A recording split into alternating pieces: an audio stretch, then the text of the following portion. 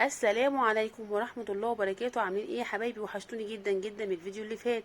طبعا دي بواقي العيد والحاجة اللي موجودة عندنا طبعا في التلاجة بنحاول نعملها. بصي يا ستي، ولا واحدة فكة ولا اي حاجة، والشوربة بتاعتها رايقة، ولا التحميرة الجميلة الذهبي الحلوة دي.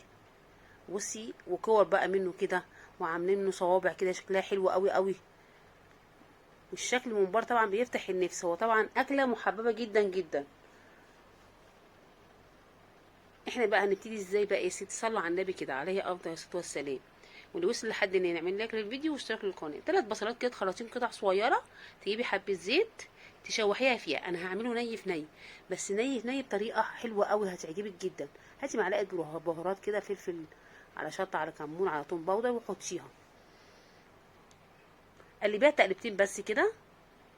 حضري بقى 3 4 قطعات قطع صغيره على شويه خضره على فلفل حار، وده اختياري. هنرجع للبصله تاني. معلقتين صلصه كبار، او لو ما عندكيش معلقتين صلصه خلي القوطه لما تطلع كل السوائل اللي فيها. دي طبعا انا عندي صلصه دي بعملها من الطماطم، بعملها زي الصلصه الجاهزه. حلوه قوي بتنفعني. بخليها لما ما اخليش فيها سوائل ابدا، اوطي عليها بوتاجاز كده واخليها تتسبك خالص، عشان طبعا ما تنزلش سوائل في الحشوه. احط معلقه فلفل، انزل بقى بالرز بتاعي.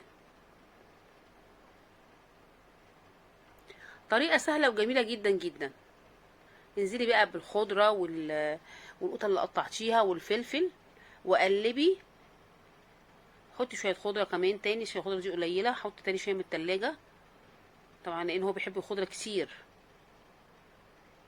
الممبار والمحشي بيحبوا الخضره كتير والتوابل كتير شويه.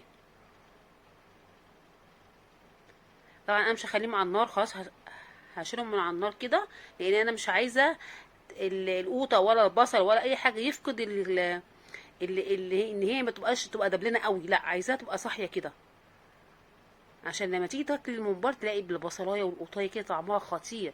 هاتي بقى ازازه نضيفه كده، صبنيها ازازه ميه، وقصي منها البوز بتاعها كده، اعمليه زي القمع. طبعا دي اوسع من القمع، القمع بيضايق شويه. طبعا الممبار غسلاه ومخليه زي الفل ومكحتاه وكل حاجه. ولو انت عايزه تشوفي طريقه غسيل الممبار مره كده اجيبها لك. بس انا اول ما بجيبه بغسله واشيله في التلاجة نضيف، او ساعات لما بلاقي حد ينضفه عند الجزار بخليه ينضفهولي. هقطعه بقى قطع متساويه كده زي ما انا عايزه، الحجم اللي انا عايزاه. بصي ما شاء الله.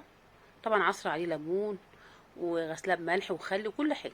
هجيب بق الازازه وهلبسه لها كده. الطريقه دي سهله جدا، تحشي 10 كيلو ممبار في ثواني. بصي يعني ايه في ثواني؟ ولا اكنك بتعملي حاجه. حطي بقى ايدك، ولا هتوسخي ايدك بالرز ولا اي حاجه. شايفه؟ ايد بقى خشب، ايد معلقه كده، اي حاجه تخش في الازازه اعملي بيها. انا عندي ايد معلقه خشب اللي هي بتاعه العسل دي، بعمل بيها. بصي بنزل الرز بيها. حاجه كده سهله وجميله جدا. ما خدتش مني 5 دقايق بالظبط. لما حشينا كده حشيت كده، يعني حشينا كلهم قولي في نص ساعه، مش يعني مش هنبالغ قوي.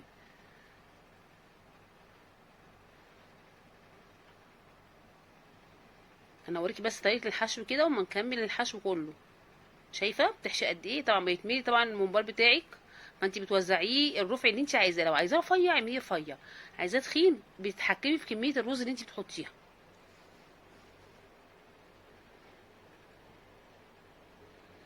هنزل بقى الكميه كلها كده.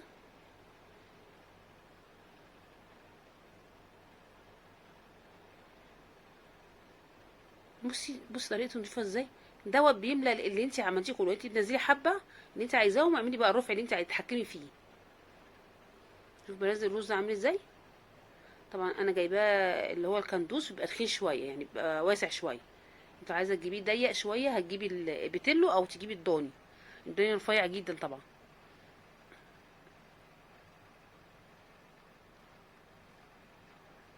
بصي حشيتها في ثواني ازاي. وزعي بقى الرز على الحجم اللي انت عايزاه. اهو خلاص كده كده خلصتها. شايفه شكلها الاخير عامل ازاي؟ طبعا انت بتقطعيها نصين، بتقطعي الحجم اللي انت عايزاه. انا بعملها كده وبعدين ارجع اعملها نصين. الكور بقى بنجيب فتله ونعملها ايه، نربطها من هنا ومن هنا كده.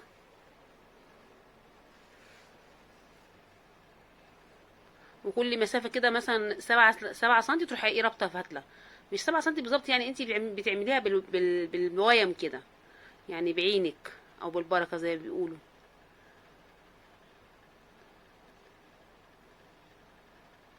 بصي بقطعها، بصي بعملها ازاي، حبه حبه كده، واروح لفه عليها فتله واروح قطعاها. سهله جدا، اللي هي كور شكلها حلو، بتدي شكل حلو للممبار كده. وما بعملهوش كله، بعمل حبه صغيرين بس منه.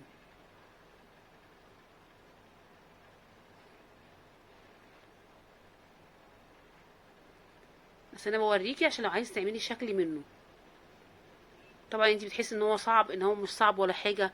انت لو عملتيه مثلا من بالليل كده وسويتيه، تقومي الصبح تحمريه، حاجه حلوه قوي. بصي خلصت الكميه كلها اهي.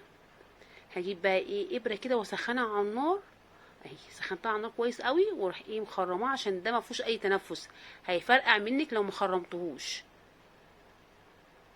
لازم تخرميه كله، تخرميه كله. ده بنتي بقى بتحب الكور دي، بتبقى شكلها حلو وبيعجبها قوي، فانا بعمله لها. هنجيب بقى ميه بتغلي كده، نحط فيها نص ليمونه، نحط فيها ورق لورا، نحط معلقه فلفل اسمر، نحط نص بصلايه، ونحط لو عايز تحطي فيها حته قرفه حطي. بس الليمون والورق اللوري ما بيخليش اي ريحه في البيت حتى. واسقط بقى الممبار بتاعي كده. بصي ما شاء الله، عملت كميه كبيره في ثواني.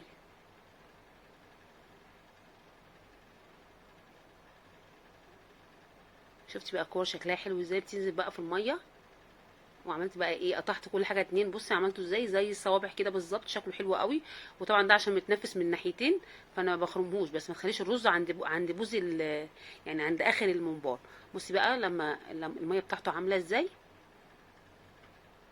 وادينا اهو حمرناه. والسلام عليكم ورحمه الله وبركاته. والقاكم ان شاء الله في الفيديو الجاي باذن الله على خير وسلامه.